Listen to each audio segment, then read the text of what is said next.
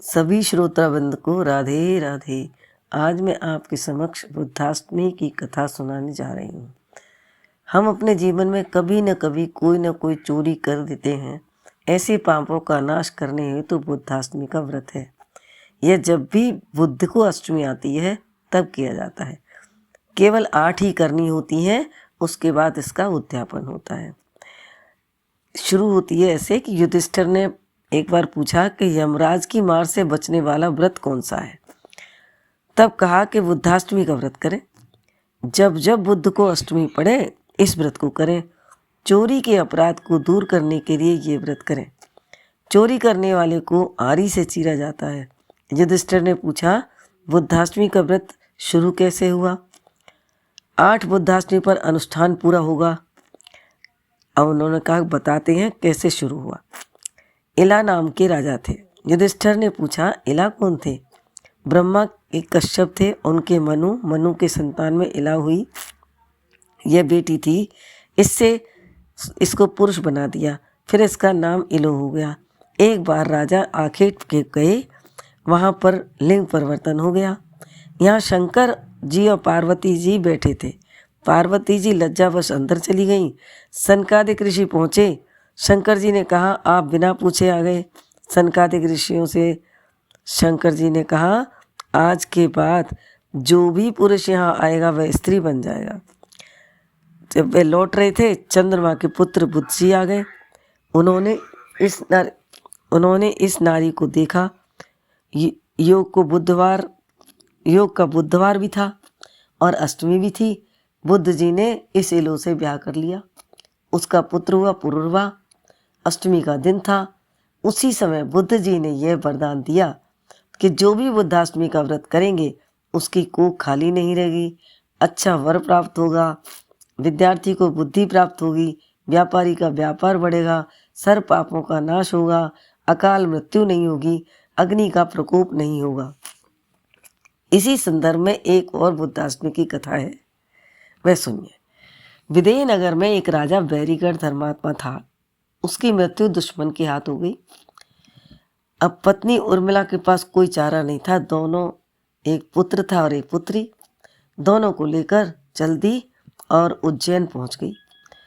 उज्जैन में जाकर एक ब्राह्मण के यहाँ नौकरी करने लग गई।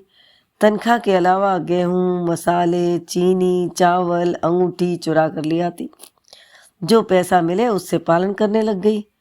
चोरी के गेहूँ बच्चों को खिलाती थी। श्यामला नाम की उसकी कन्या थी। उसमें नारी के सभी गुण थे। एक दिन धर्मराज पृथ्वी पर गए। उर्मिला की जब तक मृत्यु हो गई थी, श्यामला के बड़े भाई को राज्य मिल गया था। श्यामला धर्मराज की पत्नी बनी। धर्मराज ने स्वयं उसका हाथ मांगा। एक दिन धर्मराज ने कहा, हम कहीं बाहर जा रहे हैं, श्यामला इन 7 पिंजरों को खोल कर मत देखना। श्यामला को उत्कंठा हुई। श्यामला ने पहला पिंजरा खोला। पहले पिंजरे में देखा कि उसकी माँ उर्मिला को खोलती अग्नि में जब पकाया जा रहा है। श्यामला रो पड़ी और पिंजरा बंद कर दिया। फिर दूसरा पिंजरा खोला। उसमें देखा कि ईंट और पत्थर के बीच में पिसाई हो रही थी। श्यामला फिर रोई और पिंजरा बंद कर दिया। तीसरा पिंजरा खोला। श्यामला ने देखा कि उसकी माँ का मांस काट काट कर कुत्तों को फेंका जा रहा था। श्यामला फिर डर गई। फिर उसने चौथा पिंजरा खोला। शरीर को चीरा जा रहा था, वह भी बंद कर दिया। 5वें पिंजरे को खोला। उसकी माँ के पेट को हिंसक जीव फाड़ कर खा रहे थे। वह फिर डर गई। फिर उसने 6ठा पिंजरा खोला। 6ठे पिंजरे में कोलों में डालकर पेरा जा रहा था। फिर वह बहुत डर गई। 7वें पिंजरे में मलमूत्र के कुंडे में फेंका जा रहा था। दूसरे दिन धर्मराज भी आए।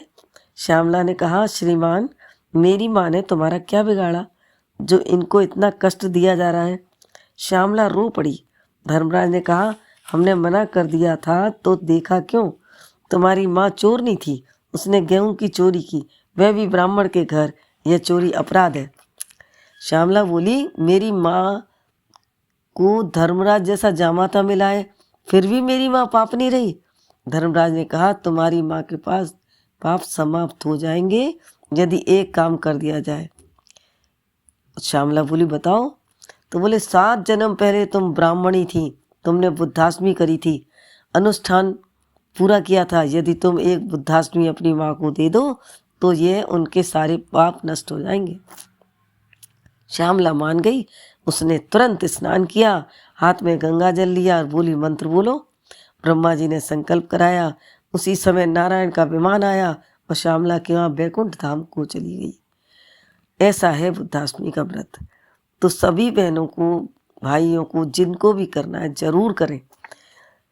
विधि है इसकी, जब बुद्धाष्टमी शुक्ल पक्ष में पड़े व्रत करें।